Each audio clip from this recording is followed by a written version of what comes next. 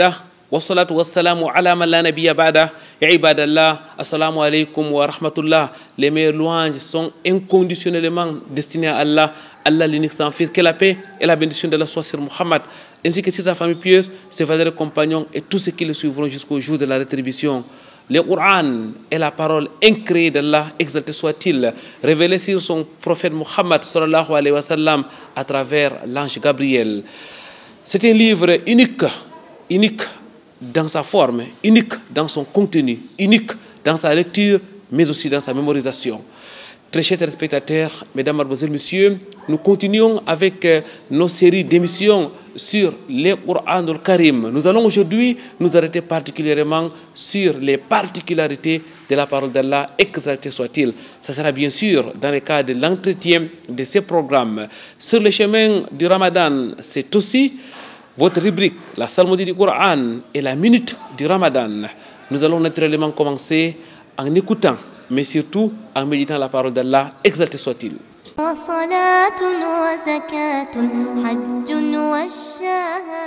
أعوذ بالله من الشيطان الرجيم وإذ بوأنا لإبراهيم مكان البيت ألا تشرك بي شيئا وطهر بيتي للطائفين والقائمين والركع السجود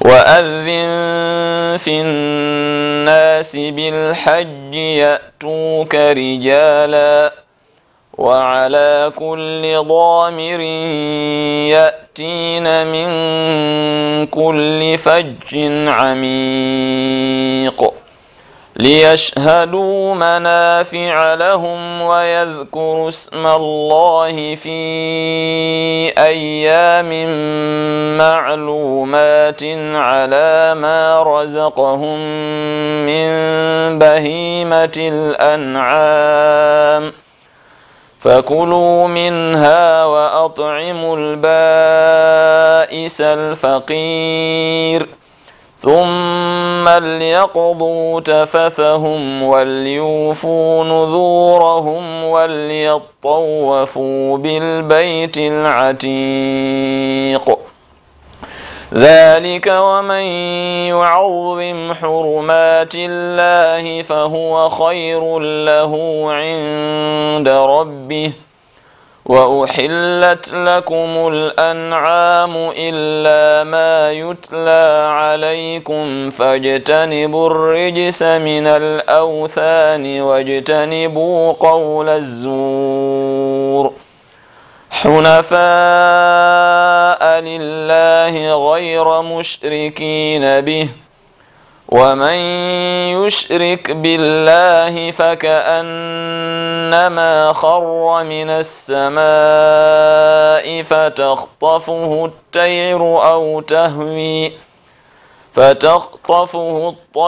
أو تهوي به الريح في مكان سحيق ذلك ومن يعظم شعائر الله فإنها من تقوى القلوب لكم فيها منافع إلى أجل مسمى ثم محلها ستري ويسر لي أمري وحلل عقدة من لساني يفقهوا قولي اللهم لا علم لنا إلا ما علمتنا إنك أنت العليم الحكيم ربي زدني علما. Mesdames, Mademoiselles, Messieurs, ahlan wa sahlan wa marhaban bikum. Bienvenue une fois de plus au cœur de la mosquée Al-Arkam. Nous sommes dans la cité économique du Cameroun, la ville de Douala. Nous sommes en compagnie de notre invité Cheikh Mohamed Alamine, spécialiste du tajwid, l'art de lire le Coran al-Karim. Assalamu alaikum wa rahmatullahi wa barakatuh, ya Cheikh. Wa alaikum salam wa rahmatullahi wa barakatuhu. Alhamdulillah, wa salatu wa salam ala rasulillah. Nous sommes donc ensemble toujours dans le chemin de Ramadan. vers le Coran, ou bien au cœur du Coran, dans le chemin de Ramadan. C'est des chemins compatibles, vous l'avez dit, Cheikh Mohamed Al-Amin, lors de l'émission précédente, qu'Allah vous récompense. Le Coran al-Karim, vous l'avez aussi dit, c'est la parole d'Allah unique en son genre. Qu'est-ce qui fait la particularité de ce livre, Cheikh Mohamed Al-Amin? Alors, qu'est-ce qu'il fait les particularités en réalité du livre d'Allah Tabaraka wa Ta'ala, de la parole d'Allah Tabaraka wa Ta'ala? On l'a eu à le préciser dans les émissions précédentes que cette parole d'Allah Tabaraka wa Ta'ala, premièrement, elle est parfaite. Elle est parfaite et elle est protégée par Allah Tabaraka wa Ta'ala. Allah dit qu'aucun faux ne peut l'atteindre, ni par devant, ni par derrière. Allah Tabaraka wa Ta'ala nous a également dit que cette parole ne regorge aucune contradiction. Aucune contradiction, la parole d'Allah Tabaraka wa Ta'ala. Parce que c'est Allah qui connaît le début et la fin. Allah, c'est lui qui a agencé toutes choses. C'est lui le créateur, le maître de la création. C'est lui qui décide de tout. C'est lui qui sait tout. En réalité, vous comprenez. L'autre chose qui procède du caractère particulier de ce noble Coran, c'est son inimitabilité. C'est la parole d'Allah et donc elle ne peut pas être imitée. Allah Tabaraka wa Ta'ala a mis les contemporains du prophète sallallahu alayhi wa sallam à l'épreuve à son époque, où quand il disait que cette parole-là venait d'un sahir, c'est-à-dire un sorcier, ou bien qu'elle émanait d'un devin, ou bien d'un djinn quelconque qui l'enseignait au prophète sallallahu alayhi wa sallam, comme il le prétendait, innama yu'allimuhu bashar, n'est-ce pas, qu'il y a quelqu'un qui est en train d'enseigner cette parole au prophète sallallahu alayhi wa sallam. À partir du moment où ils se sont rendus à l'évidence que ça ne pouvait pas émaner de lui, vous comprenez? Parce qu'ils le connaissaient, c'est quelqu'un qui était parmi eux, issu d'eux, et avec qui ils ont évolué. Mais maintenant, cette parole-là, elle était tellement au niveau où ils ont pensé que, en réalité, il y a quelqu'un qui est en train de lui enseigner cette parole-là, qui est soit un sorcier, soit un devin, soit ceci, soit cela. Alors, ils ont essayé tout cela, ils se sont rendus à l'évidence que ce n'est pas ça. Ils ont dit que c'est un poète. En fait, il veut s'ériger en poète. Il veut faire comme les autres. Mais ils le savaient que le prophète sallallahu alayhi wa sallam n'était pas allé à l'époque de la poésie. Et que c'est d'ailleurs quelqu'un qui n'était pas lettré.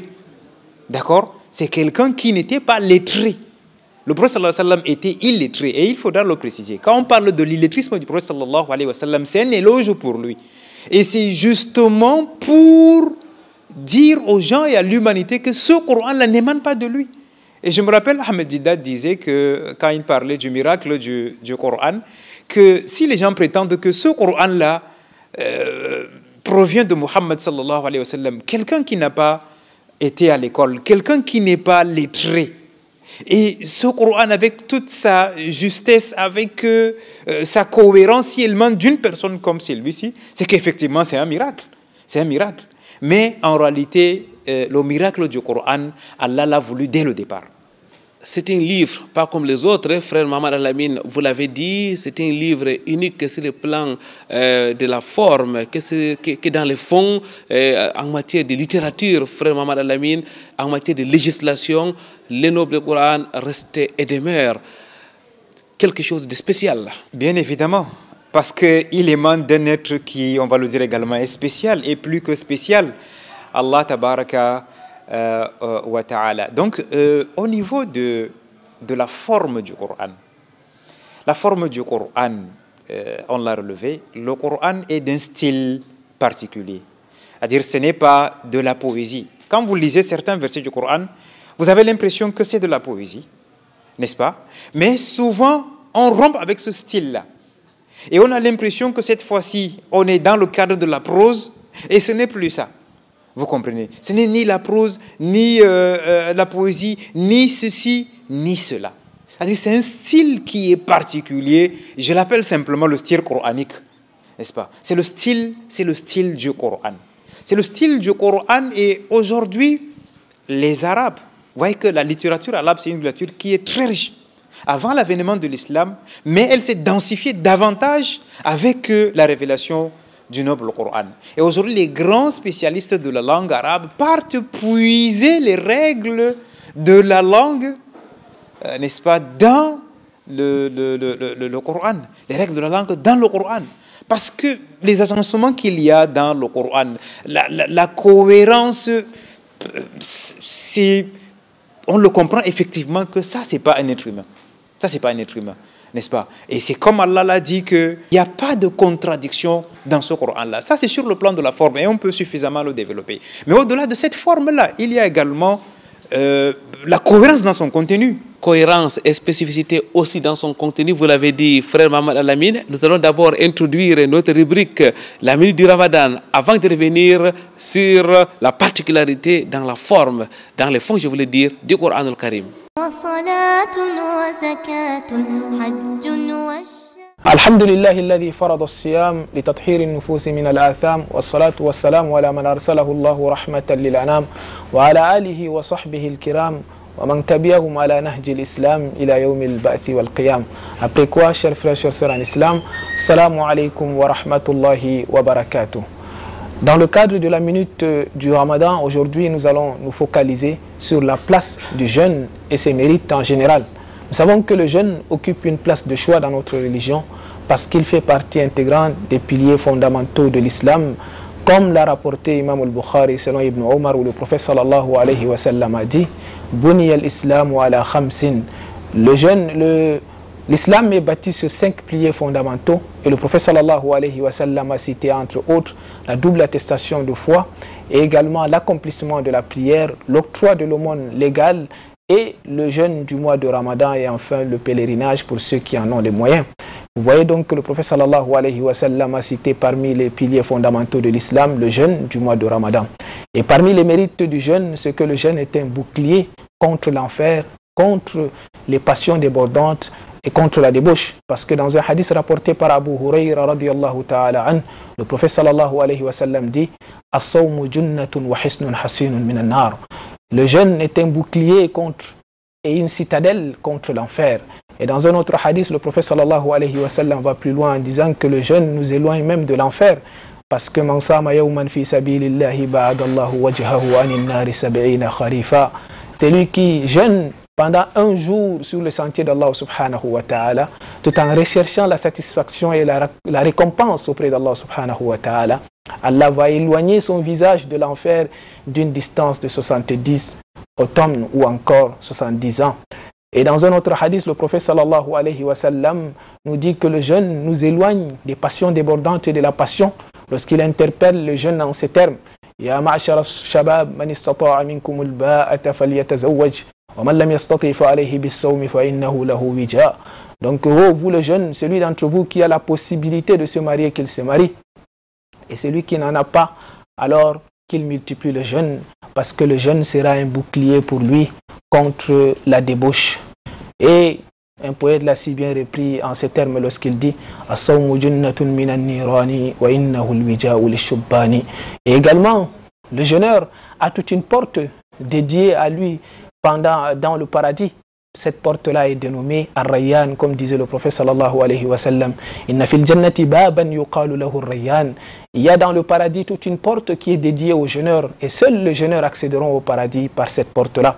Et dans un autre hadith encore, le prophète sallallahu alayhi wa sallam insiste en disant Inna lis-sa'imi farhatan. Le jeûneur aura 2 joies, notamment la première joie lorsqu'il rompt son jeûne et la deuxième joie lorsqu'il va rencontrer Allah subhanahu wa ta'ala. Parce que rappelons-nous, Allah subhanahu wa ta'ala dans un hadith qudsi, il dit Kullu amal ibn Adam lahu illa siyam fa innahu li wa ana ajzi bi. Tout acte de fils d'Adam lui appartient sauf le jeûne qui m'appartient à moi seul. Allah subhanahu wa ta'ala le dit si bien ici. Et c'est moi qui donne les récompenses. Qu'Allah subhanahu wa ta'ala nous facilite de multiplier le jeûne. Ici, nous... Mission sur le chemin de Ramadan avec notre invité, le frère Mohamed Al-Amin. Cheikh Mohamed Al-Amin, nous continuons à parler de la particularité du Coran al-Karim, ou alors vous l'avez rectifié, des particularités du noble Coran. Avant de prendre la rubrique la minute du Ramadan, vous étiez en train de relever que le Coran al-Karim est particulier, singulier, unique aussi dans son fond. Absolument, je le relevais dans son fond également. Et l'une des particularités de ce noble Coran, c'est qu'il est à l'adresse de l'humanité tout entière. Hein? Allah tabaraka wa ta'ala a dit « Inna arsalnaka wa ma arsalnaka illa rahmatan lil alamin » n'est-ce pas? Nous ne t'avons envoyé qu'en étant une miséricorde pour les mondes, n'est-ce pas? Et ce Coran-là, il s'adresse tant aux humains qu'aux génies, c'est-à-dire aux djinns, à toutes ces espèces-là. Et il s'adresse aux premiers, c'est-à-dire quand je parle des premiers, c'était les contemporains du prophète sallallahu alayhi wa sallam, mais il s'adresse également aux derniers, c'est-à-dire ceux qui vont arriver vers la fin des temps. Parce que ce Coran-là, il va rester jusqu'à la fin des temps, jusqu'à ce que Allah hérite de la terre et de ce qu'elle contient. Et donc, Allah a, à travers donc ce Coran-là, organisé la vie de l'homme durant donc toute cette période-là. Et je vous l'assure, aujourd'hui, quand vous lisez le Coran aujourd'hui, c'est comme s'il venait d'être descendu. C'est donc un livre contextuel, frère Mohamed Al-Amin, bien qu'il ait été révélé il y a de cela des siècles et des siècles. Absolument. Et c'est ça, on va dire, la magie du Coran, même comme il ne faut pas aider par magie entre guillemets, bien évidemment. Donc c'est ça l'une des grandes particularités du noble Coran. C'est-à-dire qu'il s'adresse aux gens de toutes les époques. Quand vous lisez son contenu, et déjà en termes de contenu, Allah a essayé d'organiser les choses de telle sorte que dans l'histoire, il y a quand même des grands thèmes. Les thèmes principaux, c'est lesquels? Allah nous parle d'abord de lui. Donc il y a ce qu'on appelle l'aqidah, le tawhid, de tout ce qui se rapporte à l'unicité d'Allah tabaraka wa ta'ala. Parce qu'il s'agit avant toute chose de Allah, de connaître Allah, qui il est, quels sont ses pouvoirs, quels sont ses attributs, c'est tout cela d'abord. Notre enseignant, Cheikh Jumaiz, rahimahullah, nous enseignait, il nous a dit une fois qu'en réalité, tout le Coran, c'est le tawhid. Il n'y a pas un seul Coran qui ne renvoie pas au tawhid. Ça, il nous l'a dit de manière générale. Il faudrait qu'on parte sur ce postulat-là. Bien. Maintenant, au-delà de ce détail général-là, il y a beaucoup d'autres thèmes dont parle le noble Coran. Il y a les pratiques religieuses. C'est-à-dire que pour adorer donc Allah, comment est-ce qu'il faut l'adorer? Il y a ce qui relève justement des ibadat, ces pratiques religieuses, mais il y a également les akhlaq, le comportement. Aïcha radiallahu anha, quand elle parlait du prophète sallallahu alayhi wa sallam, elle disait khuluquhu al-Qur'an, c'est-à-dire que son comportement c'était le Coran, c'est-à-dire qu'il faisait tout son bon comportement, toute sa vertu dans le Coran. Et le prophète sallallahu alayhi wa sallam nous l'a dit, bu'ithu li utammima makarim al-akhlaq, qu'Allah m'a envoyé pour parfaire la noblesse de caractère. Et ce prophète sallallahu alayhi wa sallam tirait donc, n'est-ce pas, tous ses enseignements, toute son inspiration de ce noble Coran-là. Et donc, tous les bons caractères, ils sont dans le Coran. Mais au-delà de cela, le Coran, c'est tout un mode de vie, un code de vie qui nous prescrit comment est-ce qu'on doit faire dans toutes nos affaires, quel que soit le domaine dans lequel vous vous retrouvez. Et peut-être la dernière chose aussi, c'est les miracles liés, n'est-ce pas, à la science, à l'évolution de la science. Et là, à partir même des premiers versets, on va y revenir, les premiers versets campent même le décor par rapport à cette évolution de la science-là, quand ces versets nous ont rappelé notre origine et quand ces versets nous ont dit comment est-ce qu'on a été constitué, etc. Le Coran al-Karim, frère Mohamed Al-Amin, à vous écouter, définit la relation verticale, la relation entre l'homme et son créateur, mais aussi la relation horizontale entre les humains eux-mêmes et bien d'autres choses. Qu'Allah vous récompense pour ces éclairages. C'est un livre spécifique à travers sa forme, son fond. Cheikh Mohamed Al-Amin, lorsqu'on écoute les lectures, les différentes lectures du Coran al-Karim, lorsqu'on voit le nombre de personnes qui arrive à mémoriser ce livre unique en son genre, on est tenté de parler aussi de sa particularité en matière de lecture, de mémorisation. Absolument, frère Koiranga. La lecture du noble Coran elle-même, c'est un miracle. C'est-à-dire le fait de lire le Coran, le prophète sallallahu alayhi wa sallam, quand il voulait donc atteindre ou faire passer son message, d'ailleurs il s'appuyait sur les grands lecteurs de l'époque, Abdallah ibn Mas'ud et les autres, alors ces gens-là venaient et ils se tenaient dans une assemblée et commençaient à lire. Effectivement, quand vous entendez la lecture du Coran, surtout pour ces Arabes-là qui déclamaient les grands vers de poésie et tout ça, ils s'arrêtaient, ils marquaient une pause. Quand ils entendaient quelqu'un lire Alif Lam Mim, tout de suite on s'arrête. Alif Lam Mim, ça n'existait pas dans la langue arabe. Qu'est-ce que ça veut dire Alif Lam Mim? Voyez un peu. Ils étaient donc obligés de marquer un temps d'arrêt pour méditer sur cette parole qu'ils étaient en train de découvrir, qu'ils ne connaissent pas. Cheikh Mohamed Al-Amin, ça n'existait pas, mais c'était miraculeusement cohérent. Il comprenait effectivement qu'il s'agissait quand même de la langue arabe. C'était de la langue arabe, mais c'était au-dessus de ce qu'ils savaient. Vous comprenez? Au-dessus de ce qu'ils avaient l'habitude d'écouter. Et donc, quand ils écoutaient ces grands lecteurs du Coran, ils lui prêtaient quand même attention. Malgré le fait que nombre d'entre eux disaient que cette parole-là, il ne faut pas l'écouter parce que ça vient d'un sha'ir, c'est un poète, un grand poète, le prophète, ou bien d'un sahir, ou bien d'un kahin, d'un devin, et qu'on devait être ensorcelé par cette parole-là. Et même aujourd'hui, cette lecture du noble Coran-là produit des effets tant sur les musulmans que sur les non-musulmans.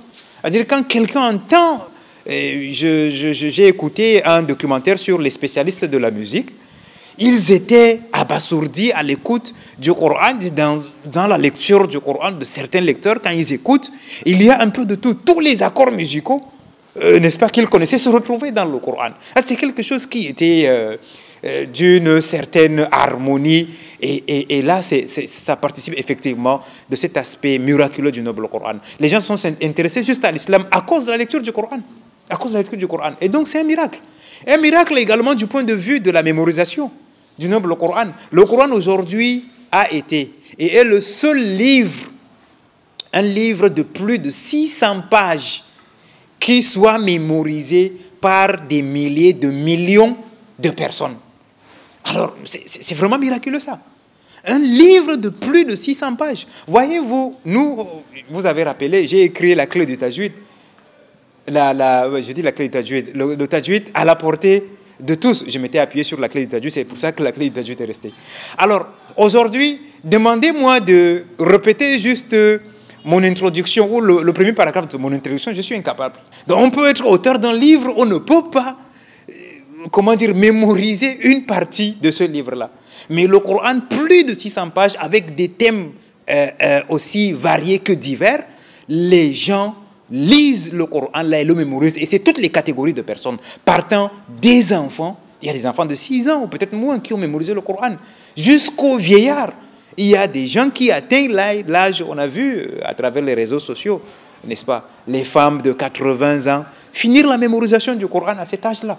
Et ça relève de quoi? Et bien évidemment, ça participe et ça relève de ce miracle du Coran-là. وَلَقَدْ يَسَّرْنَا الْقُرْآنَ لِلذِّكْرِ, Allah l'a dit. C'est-à-dire que nous avons facilité, rendu facile, n'est-ce pas, la lecture, la mémorisation, la compréhension de ce noble Coran-là. Et Allah l'a dit pour marquer un arrêt à ce niveau. Inna nahnu nazzalna dhikra wa inna lahu lahafidun. On reviendra parce que c'est pour comprendre cet aspect miraculeux-là, il faut s'inscrire dans ce verset-là. C'est nous, Allah dit, qui avons fait descendre le Coran, le rappel, et nous en sommes gardiens. Et qui plus qu'Allah, n'est-ce pas, pour assurer donc la garde de ce livre majestueux. Chaque thématique du Coran al-Karim peut nécessiter des heures et des heures. Frère Mohamed Al-Amin, on a encore envie de vous écouter parler des miracles du Coran al-Karim, de sa particularité. Mais le temps loué à cette émission est pratiquement arrivé à son terme. Mais nous allons continuer avec vous dès demain, Inch'Allah, dans la même émission, à la même heure. Mais avant toute chose, mesdames, mademoiselles, messieurs, nous vous disons merci. Merci d'avoir été avec nous. Nous disons merci aussi à notre technicien Calvin Tekam qui a assuré la partie technique de cette production.